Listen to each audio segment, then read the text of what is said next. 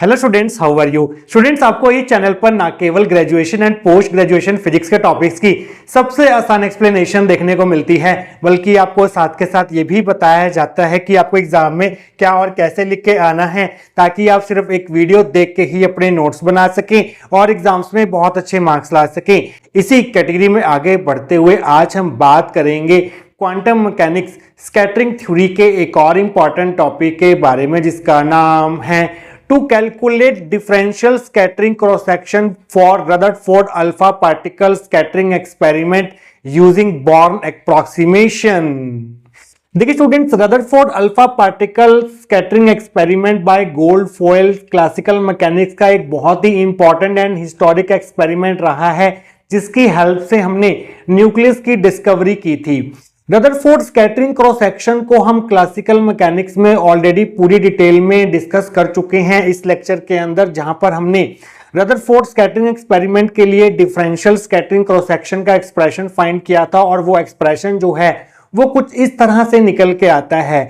अगर आप गूगल में टाइप करेंगे differential scattering cross section for Rutherford alpha particle scattering experiment by gold foil, तो आपको ये आंसर जो है वो दिखाई देगा गूगल में। तो स्टूडेंट्स, क्या आप जानते हैं कि इस एक्सप्रेशन को means differential scattering cross section for Rutherford alpha particle scattering experiment by gold foil के इस रिजल्ट को हम बॉर्न अप्रोक्सीमेशन, जो कि scattering theory in quantum mechanics का एक बहुत ही इंपॉर्टेंट कंसेप्ट है, उससे भी डिराइव कर सकते हैं। तो आज के लेक्चर में हम इस रिजल्ट को बॉर्न अप्रोक्सीमेशन की हेल्प से डिराइव करेंगे। बॉर्न अप्रोक्सीमेशन क्या था स्कैटरिंग थ्योरी में? बॉर्न अप्रोक्सीमेशन इन स्कैटरिंग थ्योरी एक टेक्निक है, एक प्रोसीजर है, जिससे हम किसी भी स्कैटरिंग एक्सपेरिमेंट का स्कैटरिंग एम्पलीट्यूड फाइंड करते हैं। जब आपको एक बार स्कैटरिंग एम्पलीट्यूड मिल जाता है तो आप बड़ी आसानी से differential and total scattering cross section जो है वो फाइंड कर सकते हैं, क्योंकि differential and total scattering cross section जो है वो स्कैटरिंग एम्पलीट्यूड से रिलेटेड होते हैं। तो स्टूडेंट्स, अब हम क्या करेंगे, Rutherford alpha particle scattering experiment by gold foil के डिफरेंशियल स्कैटरिंग क्रॉस सेक्शन को फाइंड करने के लिए बाय यूजिंग बॉर्न अप्रोक्सीमेशन एक स्कीमेटिक डायग्राम कंसीडर करेंगे। किसका? Rutherford alpha particle scattering experiment का, जिसमें हमारे पास जो टारगेट होगा वो गोल्ड एटम होगा, और गोल्ड एटम का जो चार्ज है उसे हमने Q1 मान लिया। हमने मान लिया कि गोल्ड एटम का एटॉमिक नंबर जो है वो Z1 है। तो Z1 को अगर हम इलेक्ट्रॉनिक चार्ज E से मल्टीप्लाई कर दें तो हमें गोल्ड एटम का चार्ज Q1 मिल जाएगा। तो यहाँ पर जो हमारा इंसिडेंट पार्टिकल होता है वो अल्फा पार्टिकल होता है, और इसका चार्ज हम मान लेते हैं Q2 है। हम मान लेते हैं कि अल्फा पार्टिकल का एटॉमिक नंबर Z2 है। अगर हम Z2 को मल्टीप्लाई करते हैं इलेक्ट्रॉनिक चार्ज E से तो हमें चार्ज मिल जाएगा Q2 of incident alpha particle. जब ये इंसिडेंट अल्फा पार्टिकल इस गोल्ड एटम के साथ मींस टारगेट के साथ इंटरेक्ट करेगा तो ये सभी पॉसिबल डायरेक्शन में स्कैटर हो जाता है, जैसा कि आपने रदरफोर्ड स्कैटरिंग एक्सपेरिमेंट में पढ़ा हुआ है कि पार्टिकल जो है वो हर पॉसिबल डायरेक्शन में स्कैटर हो जाते हैं।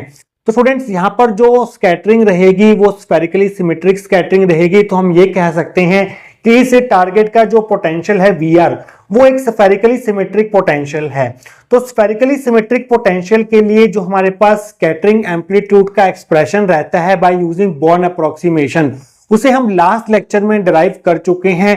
उस रिजल्ट को आज हम यहाँ पर डायरेक्ट यूज करेंगे।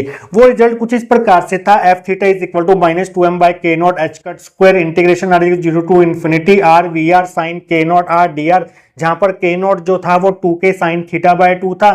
थीटा यहाँ पर स्कैटरिंग एंगल है, मींस ये एंगल है between direction of incident particle and scattered particle, और k हमारे पास होता है यहाँ पर square root 2me by h cut square, m mass है इंसिडेंट पार्टिकल का, E जो है वो एनर्जी है इंसिडेंट पार्टिकल की। तो स्फेरिकली सिमेट्रिक पोटेंशियल के केस में जब हमारे पास टारगेट पोटेंशियल स्फेरिकल सिमेट्रिक होता है, जैसा कि इस केस में है Rutherford alpha particle scattering experiment के केस में, तो हम इस स्कैटरिंग एम्पलीट्यूड का फॉर्मूला जो है वो यूज करते हैं, जो कि हमने पिछले लेक्चर में ही बॉर्न अप्रोक्सीमेशन की हेल्प से डिराइव किया था। तो इस फॉर्मूला को यूज करने के लिए मींस इस एक्सप्रेशन से एफ थीटा की वैल्यू फाइंड करने के लिए इस एक्सपेरिमेंट के लिए हमें क्या करना होगा, वी आर को फाइंड करना होगा, मींस पोटेंशियल एनर्जी को फाइंड करना होगा। पोटेंशियल एनर्जी को फाइंड करके हम पोटेंशियल एनर्जी की वैल्यू को यहाँ पर पुट करेंगे, वहां से हमें एफ थीटा की वैल्यू मिलेगी। एफ थीटा हमें मिल गया तो हम बहुत आसानी से differential scattering cross section find कर सकते हैं इस Rutherford alpha particle scattering experiment के लिए। तो स्टूडेंट्स ये डायग्राम आपको समझाने के लिए था, आप चाहें तो एग्जाम में बना सकते हैं, इस डायग्राम को आप स्किप भी कर सकते हैं, ये आपकी चॉइस रहेगी। तो स्टूडेंट्स सबसे पहले हम क्या करेंगे, इस वी आर की वैल्यू को फाइंड करेंगे। तो आप यहां पर लिखेंगे let Q1 is equal to Z1 e charge on a gold atom that is target. Q1 जो है यहाँ पर charge on a gold atom है जो कि Z1E के बराबर होगा। Z1 जो है वो गोल्ड एटम का एटॉमिक नंबर है। Q2 जो है वो Z2E के बराबर होगा जो कि है charge on alpha particle means incident particle. Z2 यहाँ पर अल्फा पार्टिकल का एटॉमिक नंबर है। तो आप जानते हैं पोटेंशियल एनर्जी VR का फॉर्मूला क्या होता है हमारे पास 1/4πε0 Q1 Q2 बाय R। यहाँ पर Q1 Q2 की वैल्यूज पुट कर दो, Q1 है Z1E, Q2 है Z2E, नीचे R, तो इन दोनों को मल्टीप्लाई करके आ जाएगा हमारे पास Z1 Z2E square by 4πε0 R। ये हमारी फर्स्ट इक्वेशन होगी। तो VR की वैल्यू हमारे पास आ चुकी है। According to Born approximation the scattering amplitude when target potential is spherically symmetric is given by. जब हमारा टारगेट पोटेंशियल स्फेरिकली सिमेट्रिक होता है जैसा कि इस एक्सपेरिमेंट में है, तो उस केस में हम इस स्कैटरिंग एम्पलीट्यूड का फॉर्मूला यूज करते हैं जो कि हमारे पास होता है f theta is equal to this, जिसमें हमारे पास ये टर्म्स आपको बता दी गई हैं क्या क्या है यहाँ पर। ये सेकंड इक्वेशन होगी। तो इस वी आर की वैल्यू को हम यहाँ पर पुट कर देते हैं using 1 in 2 we get F theta is equal to -2m by k not h cut square integration r 0 to infinity r। V R की वैल्यू पुट करेंगे Z1 Z2 e square by 4πε0 r sine k not r dr। तो students इस r से r जो है वो cancel हो जाएगा। Z1 Z2 e square by 4πε0 constant है, इसे हम इंटीग्रेशन से बाहर ले लेते हैं तो हमारे पास आ जाएगा F theta is equal to -2m by k not h cut square Z1 Z2 e square by 4πε0 integration r 0 to infinity sine k not r dr। ये हमारी थर्ड इक्वेशन होगी। तो स्टूडेंट्स इसी इक्वेशन से आगे बढ़ते हुए हम बाकी का पार्ट खत्म करेंगे नेक्स्ट सेक्शन के अंदर। तो स्टूडेंट्स लास्ट सेक्शन में हम इक्वेशन नंबर 3 तक पहुंच चुके थे। अब हमें क्या करना है, इस इंटीग्रल को सॉल्व करना है। इसके लिए हम एक स्टैंडर्ड इंटीग्रल का यूज करेंगे। वो स्टैंडर्ड इंटीग्रल कुछ इस प्रकार से होता है, integration t is equal to 0 to infinity e के बाद -st sine omega t dt जो है वो सॉल्व करके आपको ये देता है omega upon s square plus omega square. This is the standard integral which we will use to evaluate this integral. तो स्टूडेंट्स अगर ये इसके बराबर है तो ये किसके बराबर होगा, ये देखते हैं। Integration r 0 to infinity sine k not r dr क्या हो जाएगा। देखिए स्टूडेंट्स यहाँ पर e की पावर -0r लिखा जा सकता है, मीन्स यहाँ पर s है और यहाँ पर 0 है, मीन्स s की वैल्यू हमारे पास 0 है। यहाँ पर साइन के साथ ओमेगा है, यहाँ पर साइन के साथ हमारे पास k नॉट है, तो यहाँ पर हमारे पास ओमेगा की जगह पर k नॉट है। तो इस रिजल्ट में ओमेगा की जगह k नॉट पुट कर दो और s की जगह 0 पुट कर दो तो आपको मिलेगा k not by 0 square plus k not square. 0 square आप हटा सकते हैं और एक k नॉट से एक k नॉट कैंसिल हो जाएगा। So integration r 0 to infinity sine k not r dr की वैल्यू जो है वो 1 बाय k नॉट होगी। ये हमारी फोर्थ इक्वेशन होगी। तो इस इंटीग्रल की वैल्यू को उठाकर हम यहाँ पर पुट कर देते हैं। तो आप लिखेंगे using 4 in 3 we get F theta is equal to -2m Z1 Z2 e square by k not h cut square 4πε0 और इसकी जगह पर आ जाएगा 1 बाय k नॉट। तो स्टूडेंट्स ये हमारे पास स्कैटरिंग एम्पलीट्यूड आ चुका है Rutherford alpha particle scattering experiment के लिए। अब हम फाइंड करेंगे डिफरेंशियल स्कैटरिंग क्रॉस सेक्शन, जिसे अब तक हम बाकी टॉपिक्स में सिग्मा थीटा से डिनोट करते आ रहे हैं। और सिग्मा थीटा जो है वो स्कैटरिंग एम्पलीट्यूड एफ थीटा से इस तरह से रिलेटेड होता है, sigma theta is equal to mod of f theta square. तो सिग्मा थीटा को हम d sigma by d omega भी लिख सकते हैं। डिफरेंशियल स्कैटरिंग क्रॉस सेक्शन की एक ये भी नोटेशन होती है, बट हम ये यूज करते आ रहे हैं सिंप्लिसिटी के लिए, तो हम सिग्मा थीटा यूज करेंगे। So sigma theta is equal to mod of f theta की वैल्यू पूरी की पूरी उठाकर यहाँ पर पुट कर दो -2m Z1 Z2 e square by k not h cut square 4πε0 into 1 by k naught का स्क्वायर आ जाएगा। मॉड में माइनस साइन जो है वो प्लस हो जाता है और बाकी सारे टर्म्स का स्क्वायर कर दो तो आपको मिलेगा 4m square Z1 square Z2 square e की power 4 by 4πε0 square k not की पावर 4 हो जाएगी। क्यों, K naught into K naught square हो जाएगा और के नॉट स्क्वायर का स्क्वायर हो जाएगा के नॉट की पावर 4 एच कट 4 हो जाएगा यहाँ पर एच कट स्क्वायर का स्क्वायर। ये हमारी फिफ्थ इक्वेशन होगी। अभी आपको स्टार्टिंग में पिछले सेक्शन में बताया था कि के नॉट यहाँ पर क्या था 2k साइन थीटा बाय 2 था, बट यहाँ पर के नॉट की पावर 4 है तो यहाँ से के नॉट की पावर 4 क्या आ जाएगी, यहाँ पर हम सबका पावर 4 करेंगे तो 2 की पावर 4 16 हो जाएगी, k की पावर 4 k4 हो गया, साइन थीटा बाय 2 की पावर 4 साइन की पावर 4 थीटा बाय 2 हो जाएगा। तो इस k नॉट 4 की पावर ये वाली उठाकर यहाँ पर पुट कर देंगे तो आप लिखेंगे यूजिंग k नॉट की power 4 is equal to this in 5 we get sigma theta is equal to 4m square z1 square z2 square e की power 4 by 4 pi epsilon not square.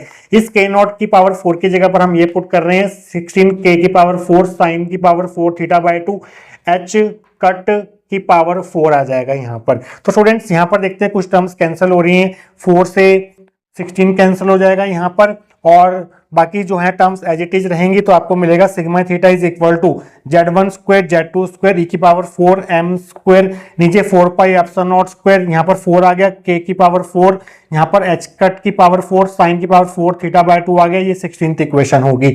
But आपको starting में ही बताया था कि k हमारे पास क्या होता है, k होता है square root of 2me by h cut square, but हमें यहाँ पर k की पावर 4 चाहिए तो यहाँ से k की पावर 4 क्या हो जाएगी, k की power 4 is equal to square root of 2me by h cut square की पावर 4, स्क्वायर रूट हटाकर आप यहाँ पर 1/2 लगा दो, इस 2 से ये 4 कैंसिल हो जाएगा, मींस इस टर्म का आपको स्क्वायर करना होगा। तो k की power 4 is equal to 2me by h cut square का स्क्वायर हो जाएगा, इसका स्क्वायर क्या आ जाएगा, k की power 4 is equal to 4m square e square by h cut की पावर 4। तो इस k की पावर 4 की वैल्यू को आप सिक्स्थ में यूज करेंगे तो आपको मिलेगा sigma theta is equal to, यहाँ पर देखिए z1 square z2 square e की पावर 4 बाय m स्क्वायर नीचे 4 पाई एप्सिलॉन नॉट स्क्वायर साथ में ये वाला 4 और इस k की पावर 4 की जगह पर आप पुट करेंगे 4m square e square by h cut की पावर 4 और साथ में है आपके पास मल्टीप्लाई में h कट की पावर 4 साइन की पावर 4 थीटा बाय 2। तो यहां से ये कैंसिल हो जाएगा तो आपके पास m स्क्वायर से m स्क्वायर कैंसिल हो जाएगा तो आपके पास बचेगा sigma theta is equal to z1 square z2 square e की पावर 4 बाय इसका स्क्वायर करेंगे तो ये बनेगा 16 pi square epsilon not square साथ में 4 4 जा 16 साथ में हमारे पास e स्क्वायर है साथ में इसको 1 बाय साइन की पावर 4 थीटा बाय 2 को हमने अलग से लिख दिया है। तो इस रिजल्ट को हम सिंप्लिसिटी के लिए ऐसे भी लिख सकते हैं sigma theta is equal to d sigma by d omega that will be equal to z1 z2 e की पावर स्क्वायर। तो यहाँ पर 16 इंटू 16 का स्क्वायर हो गया तो यहाँ पर 16 पाई एप्सिलॉन नॉट ई का स्क्वायर, अगर आप इसका स्क्वायर करेंगे तो आपको यही मिलेगा पूरा का पूरा z1 square z2 square e की पावर 4 16 का square pi square epsilon not square E square मिलेगा जब आप इसका स्क्वायर करेंगे ये वाला तो ये नीचे आ जाएगा 1 बाय साइन की पावर 4 थीटा बाय 2। तो स्टूडेंट्स ये वही रिजल्ट है जो आपको देखने को मिलता है जब हम Rutherford scattering cross section calculate करते हैं, मींस रदरफोर्ड स्कैटरिंग एक्सपेरिमेंट के लिए डिफरेंशियल स्कैटरिंग क्रॉस सेक्शन का एक्सप्रेशन फाइंड करते हैं क्लासिकल मैकेनिक्स में। तो ये रिजल्ट और जो आपको यहाँ पर दिखाई दे रहा है ये रिजल्ट बिल्कुल आइडेंटिकल रिजल्ट्स हैं। वहां पर जो आपको रिजल्ट दिखाई दे रहा है वहां पर Z1 की जगह पर कैपिटल Z है और Z2 की जगह पर स्मॉल z है।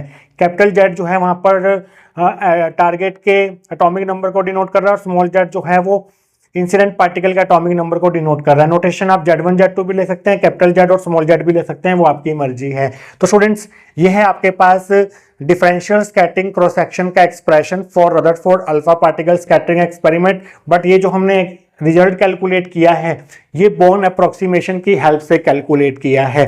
तो स्टूडेंट्स आई होप आपको आज का टॉपिक जो है वो अच्छे से क्लियर हुआ होगा। मिलेंगे बाकी बचे हुए इंपॉर्टेंट टॉपिक से related to scattering theory in quantum mechanics के साथ। Till then take care.